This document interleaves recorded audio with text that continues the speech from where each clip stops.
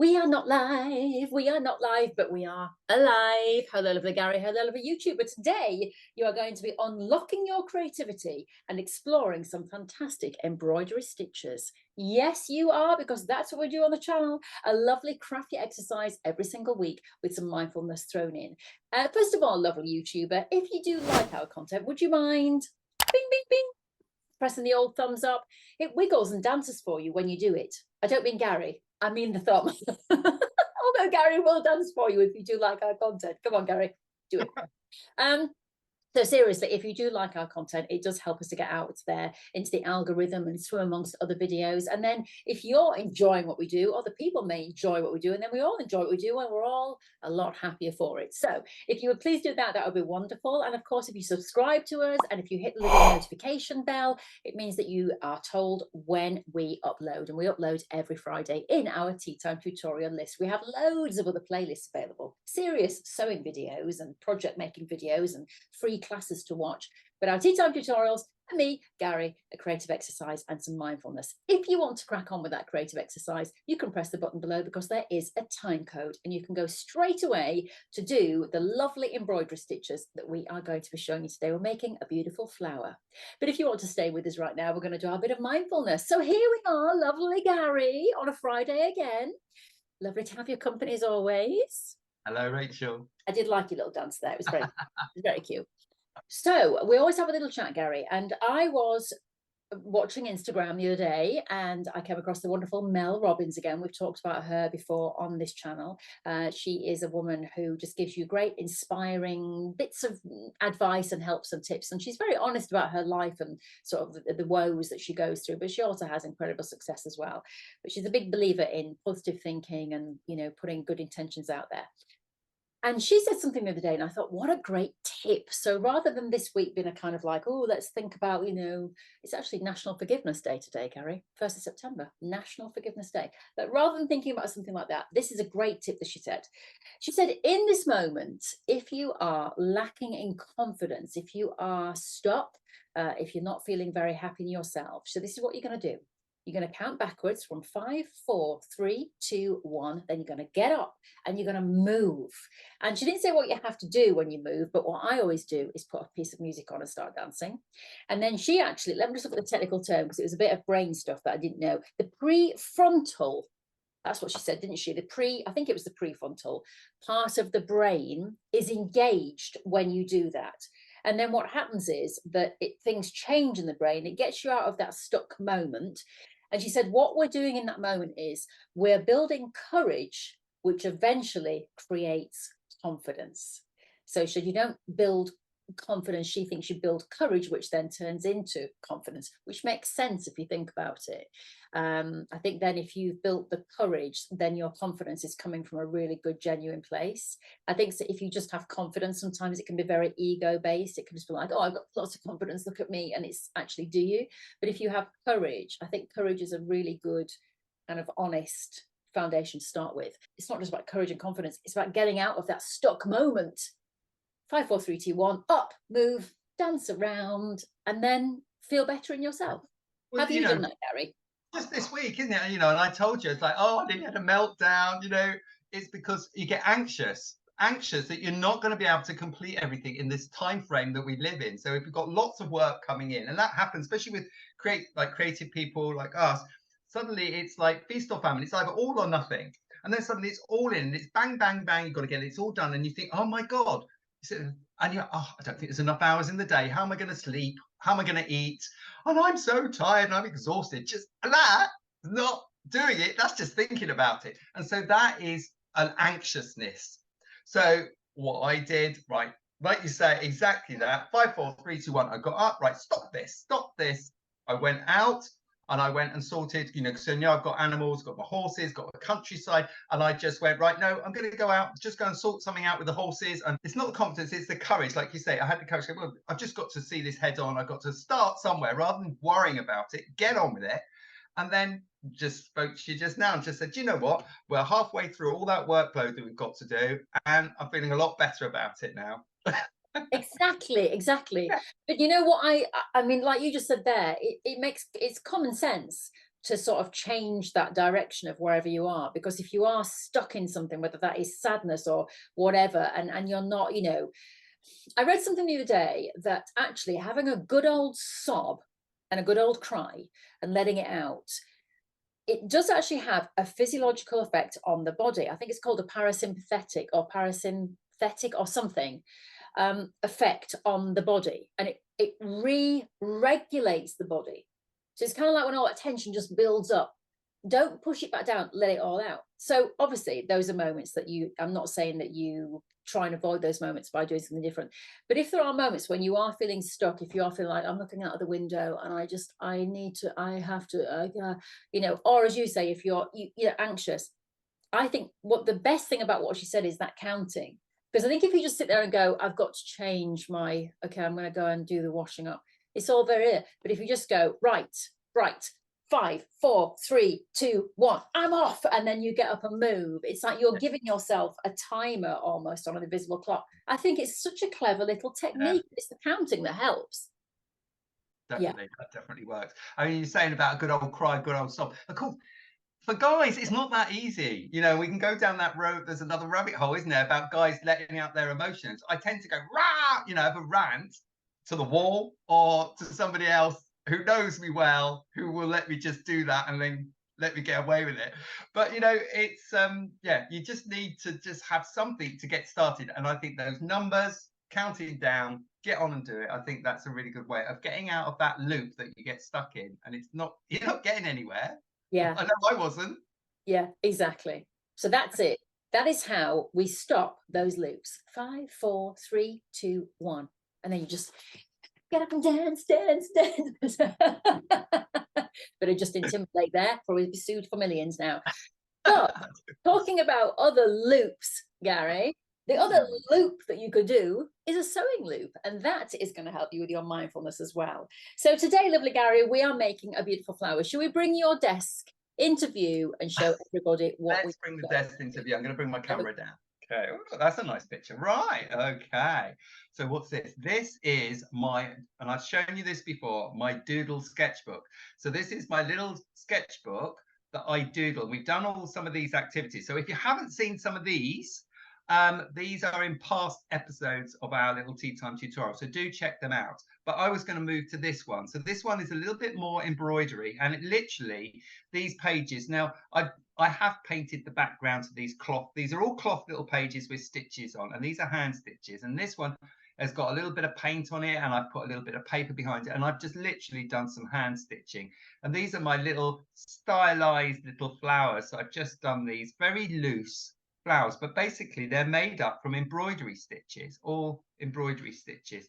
So they're all just based on plants and things, or just how I imagine plants would be. You don't have to even sit with a plant in front of you, just have a little play. Now, there's 3 stitches here in this little example. So this one down here, the stem is a back stitch. So it's a bit like what we've done before. We've done a running stitch, but you go back on yourself and you create a stem. And then this, which is almost like resembles the petals of the flower, is called a lazy daisy stitch. And then in the middle of the flower, I've done a French knot, or a series of French knots, not just one, a series. So there's 3 embroidery stitches there. And actually, you know, if you can learn some of these little very simple stitches, they can actually really be, you can use them time and time again, and in all sorts of decorative ways. But it's a great way of sort of starting to learn about some simple embroidery. Okay, so I'm going to put that to one side. So what am I going to use to do this? I'm going to keep it really simple for you.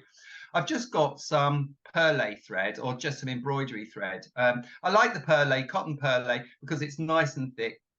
You could just use black, but I'm going to use black and red. I'm going to put red in the middle. I've got a piece of felt, or you could have a piece of reasonably thick cloth. I've got my scissors with me, and I have got a pen. I'll talk about the pen in a minute. It's not essential, but it's just something I wanted to just mention, that if you you know, you want to do a bit more sort of sewing and stuff, and sometimes it's hard just by eye to see. So you could use a pen mark that you could follow.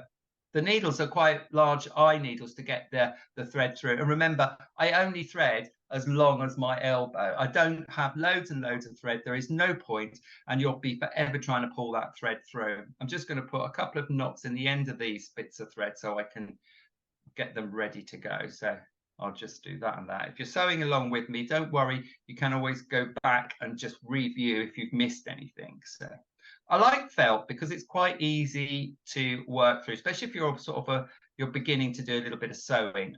You could use, as I said, you could use a bit of sheeting, anything, a bit of cloth, but felt is really nice, and the needle goes through it really, really easy. Okay, so let me just maybe talk about a pen. You can do this with a pencil or whatever, with a pen. I'm just going to draw with this pen. I'm just going to draw on the cloth, just a little, almost like just a little stem shape, so a little stem. And then I'm just going to just make a little tiny little circle at the top like that. Now this pen, you'll find these in, well, kiddie stationery and everything like that, and they're designed to disappear with either friction, so you can draw with them and then you use this little rubber at the end and it disappears, or the pen, the ink, can disappear with heat, so you can put a hair, which I'm going to do maybe later on, put a hairdryer over it or even an iron, and it completely disappears. They're not designed for textiles, but they're fantastic for textiles in a way. The only thing that happens is sometimes the little bits of what we call little bits of lint or fluff sometimes gets in that little roller ball. All you need to do then is you just take, this is my diary, you just take that and just rub it onto the paper and the little bits of lint come out, so it starts up again. So don't worry about that. So that's what I'm using today, and it's like it's called there's all different names for it, but it's just a pen that just disappears once you put some heat on it. All right, okay, let's just start with a back stitch. And I said it's very similar to a running stitch, but we're just going to go back on ourselves. So we're just going to create our stem. We start from the bottom and we're just going to bring the needle up. We've got a knot in the bottom of the needle, and we're just going to come up from behind like that, and we're just going to pull that thread through. And then we're going to go, in fact, what we're going to do is we're going to go back on ourselves. So I'm going to go behind that where I've started from, and I'm going to come out in front of it. So if I show you that, can you see where I come out? I've put the needle behind, but then I've come out the same distance in front of that little piece where that comes through. So we start like that. So we're going to just pull that through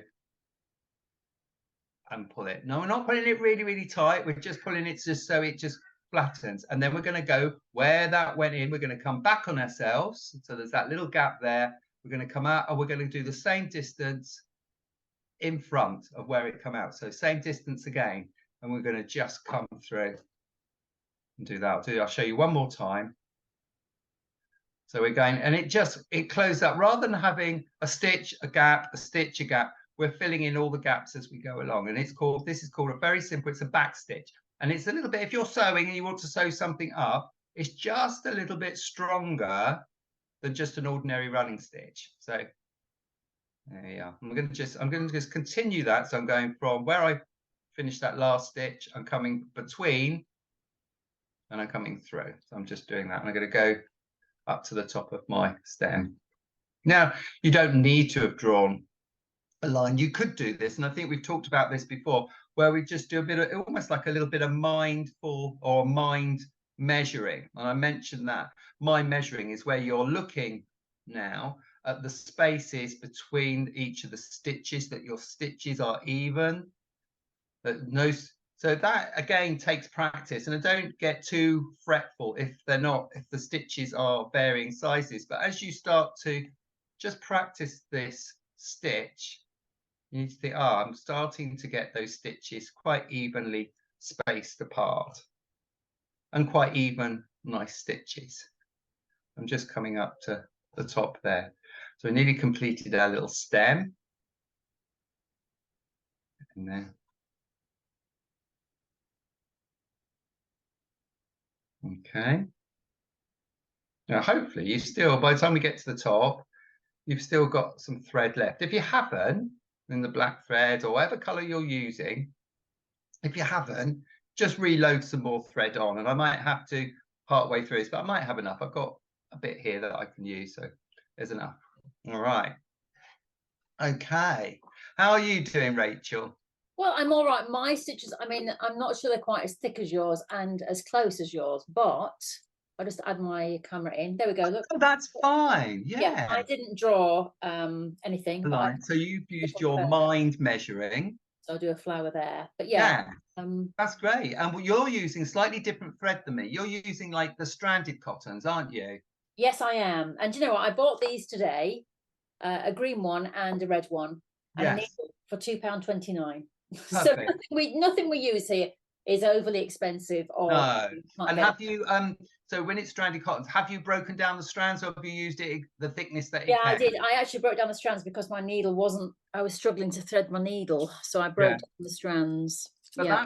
that's fine. And you've got it, it's thick enough that you can see the line, so you can see Yes. it through. And you've used a bit of wadding, haven't you? I have. Yeah. Just a Yeah. little tester That piece. works just as well. It's easy to sew through, and that looks fantastic. So that's okay. Okay, right. So finish with the thread behind, like I've got the thread behind, like so.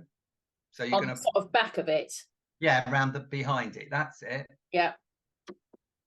Okay. Okay. So now what we're going to do is we're going to, so you want to imagine that you've got like a tiny little circle there, which is going to be the center of the flower. You're going to now create maybe 5 to 6 petal shapes all the way around. Now, to create a lazy daisy stitch, what you're going to do is you're going to come behind. So you're coming in up through,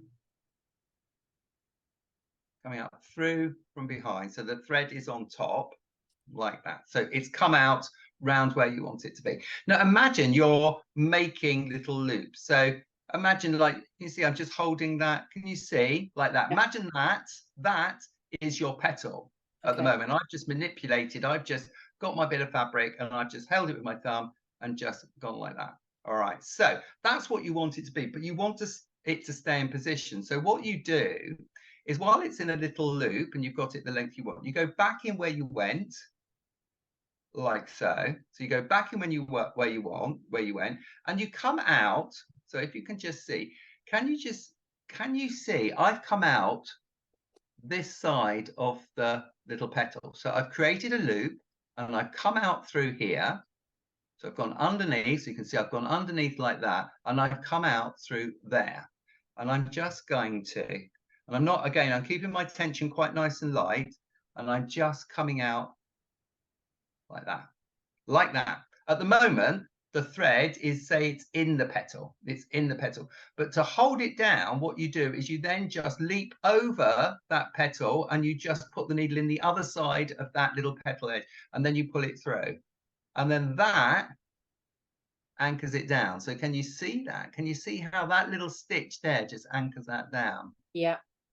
All right, let's do another. So then you come back, so then we don't have to come forward, we come back to the center and we create another petal. So we come through the side there, we come through, we're not pulling it too tight because that's going to ruck it all up. And then we're going to do the same thing. We're just going to got our thumb and we're going to make a little loop. We're going to try and make the loop about the same size as the one before. So we can look at that, we can eyeball that and just look at that. We're going to come back through here and we're going to just come out just by the loop there. So the loop's coming round like that, and I'm just coming out inside the petal. I'm going to pull it through like that, and then I'm going to leap over that little strand and just stitch in that way there, like that. And I've got 2 petals now. Hey, we're doing pretty well. So we're going to carry on. I'm going to do at least 5. You could do as many as you want to, really, but just see if you can get, with 5 petals, if you can get round that sort of central bit of the flower. So still leaving some center that we're going to put some French knots in a minute. So we're just going to do that. Going around. So remember, if you run out of thread, you can always rethread yourself. Put some more. I think I'm just going to have enough. I think I've just about gauged enough to get 5 or 6 petals around my flower. Go around like that. Get one more in.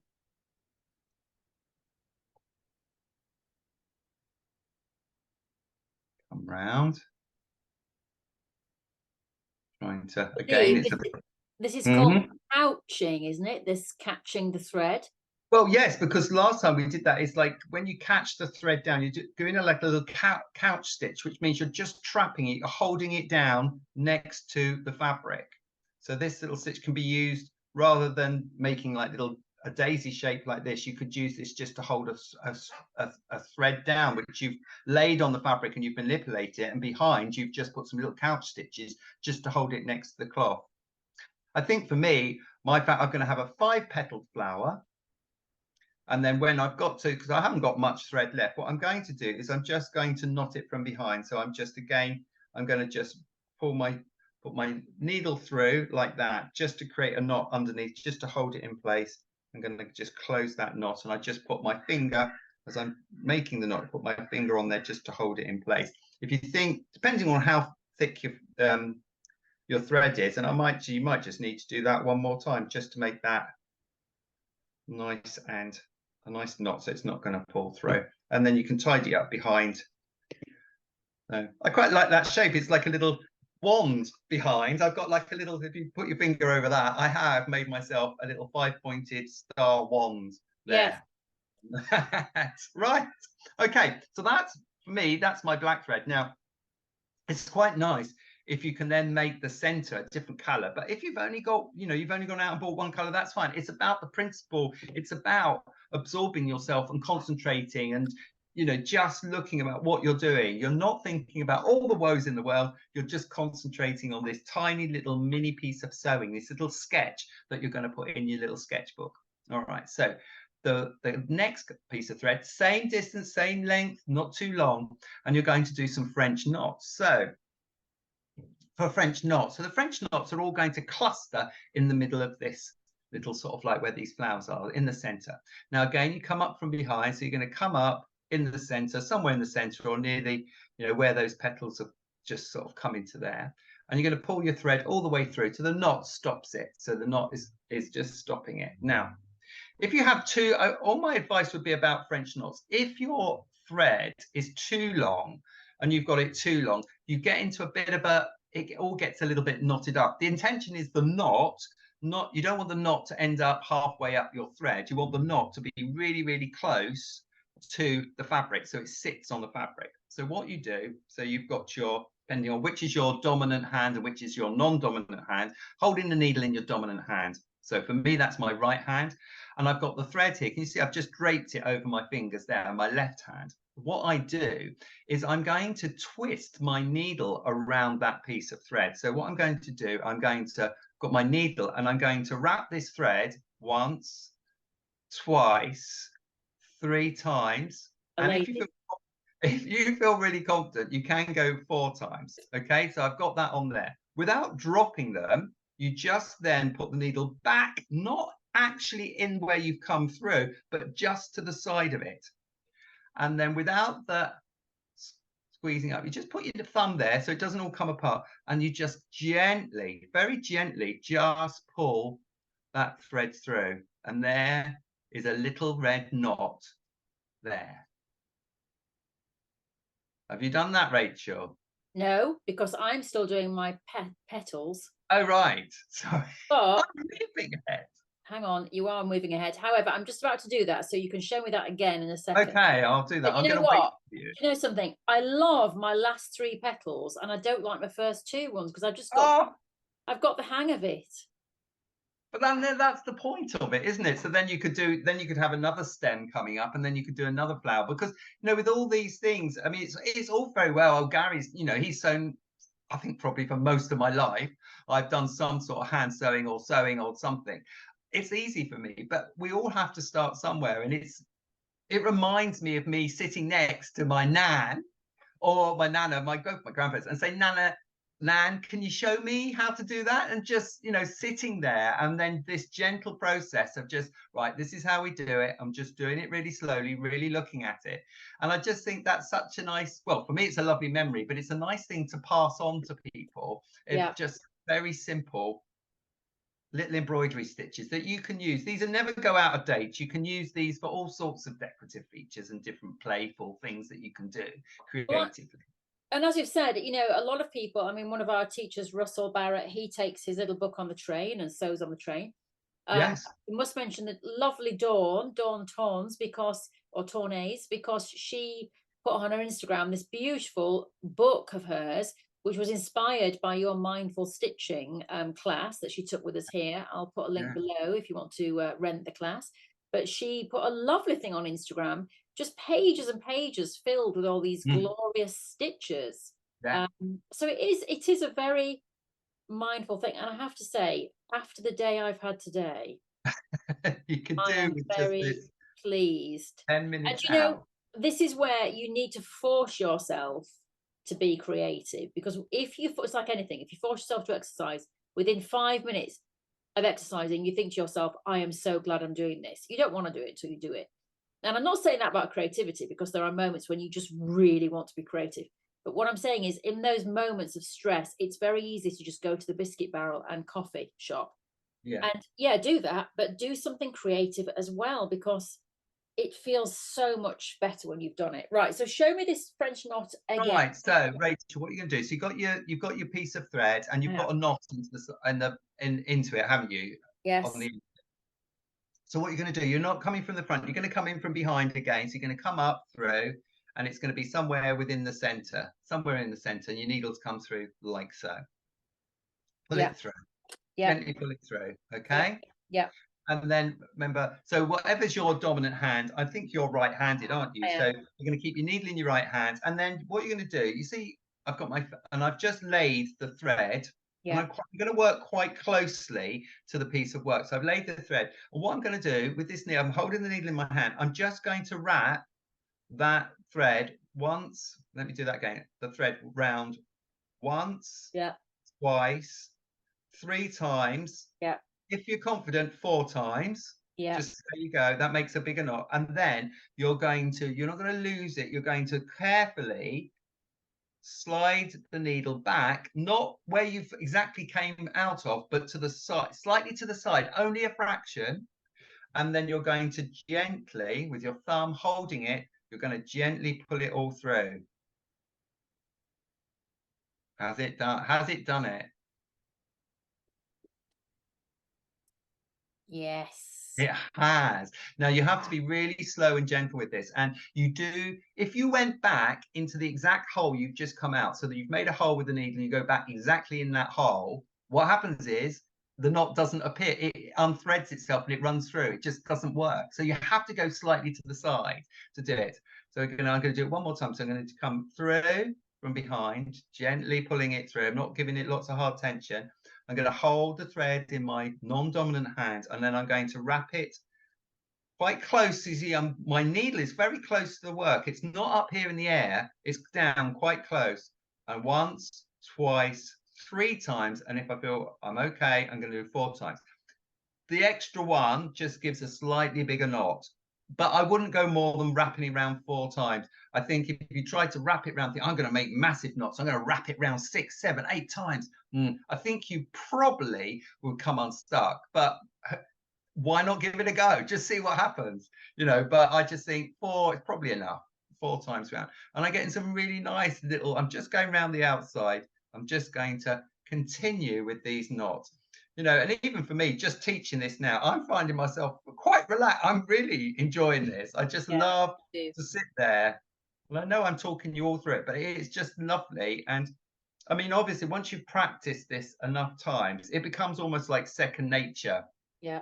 And I love, I could do this a lot faster, but actually, I quite like slowing it right down and going at a nice, gentle, slow pace. And it's almost like meditative. I'm really thinking about pulling that thread through nice and gently, really, really slowly. I'm not going at it like the clappers, because I've not got any pressure. I've got no time here. It doesn't matter. I've got to get it done by so and so time because someone's waiting for the work. I'm just doing it in my own time. If I have to stop and put it down and pick it up another day, that's all well and good. I've just put one in the middle there. So there we are. I think that is working really. If I can get that just in the camera, can you see the little knots? And of course, you could do this in all different color variations. I mean, it could become, something more when we've got spring on its way. It could become yellow with sort of orange in the middle. And again, I know you've used the color. You could have the green stem. So you could have green stem, something like that. Be quite nice. I'm Yeah, going to just knot the back. that's what I've got. I've got a green stem and little red flower, which I shall reveal in a I second. need the grand reveal. How are you doing? I just want to do another couple of French knots. Oh, I'm just going to rethread my needle because I ran out of thread. Yeah, so I'm just thinking that they probably could do with a little leaf. So I'm thinking of just making a little leaf at the side, just so. The poor little flower does need a leaf really, because it needs to be able to It does. photosynthesize. So we need that. Just do. I've got that song going through my head now. It's such a great way to remember a French knot, because you're once, twice, 3 times a lady. Very good. You. Oh, that doesn't work. Why did that not work? What did I do there? So we're going to, for the leaf, I'm going to do exactly the same process, but I think I'm going to just make a much bigger loop and bring a loop round. I'm going to just bring it quite far up there, like so. Do you have to have really thick thread to make these knots, these French knots work? You need not very thick thread. I mean, you could try with very, very thick thread, but I think the you need like you're using a DCM thread, and maybe if you used 4 strands at a time, that might make them slightly bigger and larger. But with the loop, when it's stranded, what you do have to remember is that you've got the potential that the strands can all work independently, and then it all tends to knot up. Whereas if you've got it that it's like these perlé threads, rather than being stranded, it is made of I think 2 or 3 strands, but it's twisted. It's a twisted thread, so it doesn't tend to when you're sewing with it or doing the knots, it doesn't tend to undo. Oh, I could do loads of these little French knots. They're such fun. They are, and I've used them a lot, not just for the centers of flowers. They can become little hedgerows. If you're doing, like I've done, little landscape sort of mixed media text, Yeah. and then the little French knots in different colors can become little hedgerows. They could be, little pot in trees and things like that. They are lovely. They've even become, like in a field of sort of like a meadow, become little daisies and buttercups within a meadow also, because they can be used to symbolize anything really. Yeah. Okay, here we go for the big reveal. Add the spotlight. Oh, look at that. I love it. No, I like it. I'll just show you the I can get the camera to focus, but it won't. Oh, there it is. Yes, no, that's lovely. Because actually you've got a real natural look with your flower. I mean, mine's very stylized, but actually yours is really looking really quite nice. I just love the little stitches. Very nice. How so you said that you were which petals did you prefer then? It was these that I wasn't that keen on, but you know what I've done? I've actually just stretched them open because they were quite flat and pointy. And then I did these and I thought, oh, these were lovely because they were looser and more voluptuous. So absolutely. I would like to do another petal there, maybe, but then again, I think it's quite, I don't know, you can sometimes do too much. I think maybe a little one there. I like the width. Those wider petals look actually really quite nice. I mean, if you look at my 2 examples, this first one that I did here, they're very narrow little sort of petals here, but then mine I was concentrating on trying to get mine all really exact there. But I like that natural. Yours has got a very much natural sort of feel to it. I love it, and that's not saying oh it's all a bit sort of one shape and not another. But I think it does look actually really good. I think it's great. Thank you, Gary. There you are. I know I'm going to put you on the spot now. Right. Do you think for our next tea time tutorial, which would be in the next in the playlist, that we could add something to this picture? Could we do some more stitches?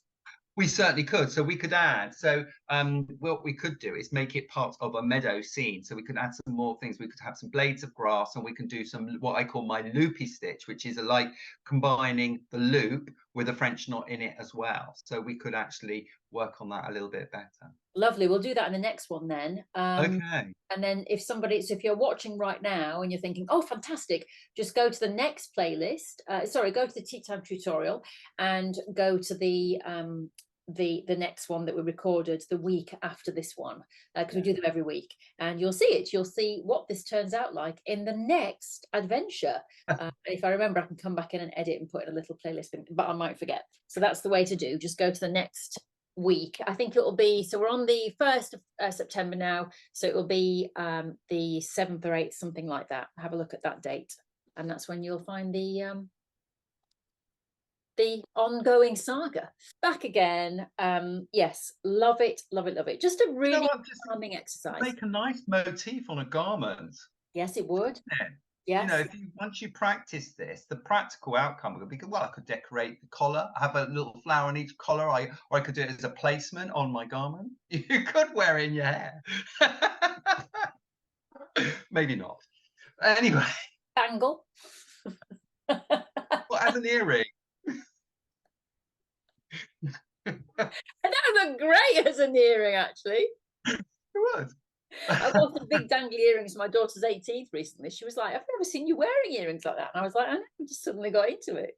So when you've got a daughter of 18 and so young you are, you need to be wearing dangly earrings. Yes. And I mean, I'm only 36, Gary, so my friend always says that to me. He always says, because it's my birthday in a couple of weeks, and he always says to me, oh, and it's his birthday the same day, and he's 10 years older than me, and he's always saying, you're looking forward to your birthday? 37, is it? And then every year it goes back to 36. So yeah. Anyway, thank you so much, Gary, for that lovely exercise. And I'm sure if anybody just sewed along with us, I am sure that you feel a lot better now than you did half an hour ago, because I do, and I was stressed to heckity doodah. I really was. Oh, such a stressful day, and that has been the perfect way to calm myself down. I might have to have a glass of wine now. Lovely. Thank you so much. Thank you to you, YouTuber. Please do like our content, hit the bell on the way out, hit the thumbs on the way out, subscribe.